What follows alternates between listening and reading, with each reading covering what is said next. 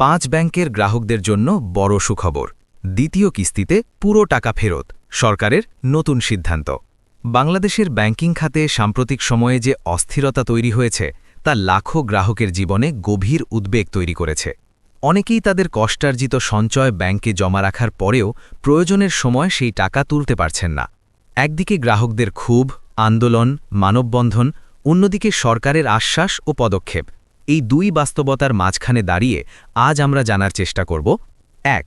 আসলে কি ঘটছে দেশের ব্যাংকিং খাতে? ২. কেন আন্দোলনে নেমেছেন গ্রাহক ও কর্মীরা? ৩.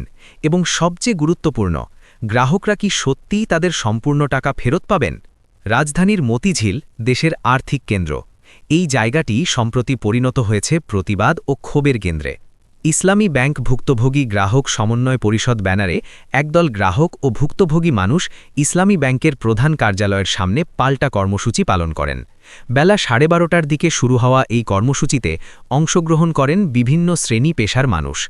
এর আগে সকাল 10টা থেকেই সেখানে জড়ো হতে থাকেন কয়েক হাজার চাকরিচ্যুত ব্যাংক কর্মী, যাদের একটি বড় অংশের বাড়ি চট্টগ্রামের পটিয়া অঞ্চলের। এই কর্মীরা একসময় 6টি ইসলামী ব্যাংকের সঙ্গে যুক্ত ছিলেন, যেগুলো একসময় একটি প্রভাবশালী ব্যবসায়িক গোষ্ঠীর নিয়ন্ত্রণে ছিল বলে অভিযোগ রয়েছে। এই সমাবেশ থেকে গ্রাহক সমন্বয় পরিষদের সভাপতি নুরুন নবী মানিক 5 দফা দাবি উত্থাপন করেন। দাবিগুলোর মধ্যে রয়েছে: প্রথমত, ব্যাংক খাতে অনিয়ম ও লুটপাটের সঙ্গে জড়িত শীর্ষ ব্যক্তিদের গ্রেফতার এবং তাদের সম্পদ বাজেয়াপ্ত করা। দ্বিতীয়ত, পাচার হওয়া অর্থ দেশে ফিরিয়ে আনা। তৃতীয়ত, ব্যাংক রেজলিউশন আইনের বিতর্কিত 18 ক ধারা বাতিল করা। চতুর্থত, ব্যাংকের সামনে বিশৃঙ্খলা বা মব তৈরি বন্ধ করা। এবং পঞ্চমত, ব্যাংকের প্রকৃত মালিকদের কাছে মালিকানা ফিরিয়ে দেওয়া। এই দাবিগুলো শুধু তাৎক্ষণিক প্রতিক্রিয়া নয়, বরং দীর্ঘদিনের জমে থাকা ক্ষোভ ও অবিশ্বাসের বহিঃপ্রকাশ। তবে এই উত্তপ্ত পরিস্থিতির মাঝেই আসে একটি গুরুত্বপূর্ণ পরিবর্তনের ইঙ্গিত। সরকার বুঝতে পারে শুধু প্রশাসনিক ব্যবস্থা নয়, গ্রাহকদের আস্থা ফিরিয়ে আনতে বাস্তব পদক্ষেপ জরুরি। আর সেখান থেকেই আসে দ্বিতীয় প্রতিবেদনের মূল বিষয়: অর্থমন্ত্রীর ঘোষণা। জাতীয় সংসদে বক্তব্য দিতে গিয়ে অর্থমন্ত্রী আমির খসরু মাহমুদ চৌধুরী দেশের ব্যাংকিং খাতের বর্তমান অবস্থা তুলে ধরেন। তিনি জানান, দেশে বর্তমানে 44টি বেসরকারি বাণিজ্যিক ব্যাংক রয়েছে। এর মধ্যে কয়েকটি ব্যাংক মারাত্মকভাবে দুর্বল হয়ে পড়েছে, যার ফলে গ্রাহকদের আমানত ঝুঁকির মধ্যে পড়ে। এই পরিস্থিতি মোকাবিলায় সরকার একটি বড় সিদ্ধান্ত নেয়। 5টি শরিয়াভিত্তিক দুর্বল ব্যাংককে একীভূত করে একটি নতুন ব্যাংক গঠন করা হয়, যার নাম সম্মিলিত ইসলামী ব্যাংক। এই 5টি ব্যাংক হল এক্সিম ব্যাংক, ফার্স্ট সিকিউরিটি ইসলামী ব্যাংক, সোশ্যাল ইসলামী ব্যাংক, ইউনিয়ন ব্যাংক এবং গ্লোবাল ইসলামী ব্যাংক। সরকার ব্যাংক রেজলিউশন স্কিম 2025-এর আওতায় গ্রাহকদের টাকা ফেরত দেওয়ার প্রক্রিয়া শুরু করেছে। প্রাথমিকভাবে প্রতিটি সাধারণ গ্রাহককে সর্বোচ্চ 2 লাখ টাকা পর্যন্ত প্রদান করা হচ্ছে, যাকে প্রথম কিস্তি হিসেবে ধরা হচ্ছে। এই পদক্ষেপের মূল উদ্দেশ্য হল গ্রাহকদের তাৎক্ষণিক সংকট লাঘব করা এবং আস্থা ফিরিয়ে আনা। অর্থমন্ত্রী আরও একটি গুরুত্বপূর্ণ বিষয় তুলে ধরেন: মানবিক সহানুভূতি।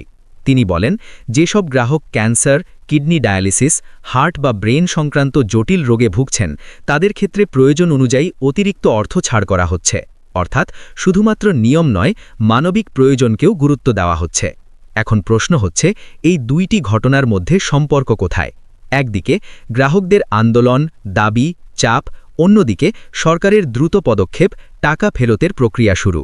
এই দুয়ের যোগসূত্র খুবই স্পষ্ট। জনগণের চাপ এবং বাস্তব পরিস্থিতি সরকারকে দ্রুত পদক্ষেপ নিতে বাধ্য করেছে। আর এই প্রক্রিয়া এখানেই থেমে নেই। সরকার ইতিমধ্যে জানিয়ে দিয়েছে, প্রথম কিস্তির পর বাকি অর্থ ধাপে ধাপে পরিশোধ করা হবে। বিশেষজ্ঞদের মতে খুব শীঘ্রই দ্বিতীয় কিস্তিতে বড় অঙ্কের অর্থ ছাড় করা হতে পারে, এবং এই ধাপেই অধিকাংশ গ্রাহক তাদের বড় অংশের টাকা ফেরত পাবেন। অর্থাৎ পুরো টাকা ফেরত পাওয়া এখন আর শুধু আশা নয়, বরং একটি চলমান প্রক্রিয়ার অংশ। সব মিলিয়ে বর্তমান পরিস্থিতি আমাদের একটি গুরুত্বপূর্ণ বার্তা দেয়: বাংলাদেশের ব্যাংকিং খাত একটি কঠিন সময় পার করলেও সমাধানের পথে এগোচ্ছে। গ্রাহকদের আন্দোলন, সরকারের পদক্ষেপ এবং নতুন কাঠামো সবকিছু মিলিয়ে ধীরে ধীরে আস্থা ফিরিয়ে আনার চেষ্টা চলছে। তাই বলা যায়, যারা তাদের কষ্টার্জিত অর্থ নিয়ে দুশ্চিন্তায় আছেন, তাদের জন্য সামনে অপেক্ষা করছে স্বস্তির খবর। কারণ দ্বিতীয় কিস্তির মাধ্যমে পুরো টাকা ফেরত পাওয়ার সম্ভাবনা এখন আগের যে কোনো সময়ের চেয়ে বেশি। এই গুরুত্বপূর্ণ আপডেটটি শেয়ার করুন, কারণ এটি জানা প্রয়োজন প্রতিটি ব্যাংক গ্রাহকের। আর এ ধরনের নির্ভরযোগ্য ও বিশ্লেষণমূলক খবর পেতে আমাদের সঙ্গে থাকুন।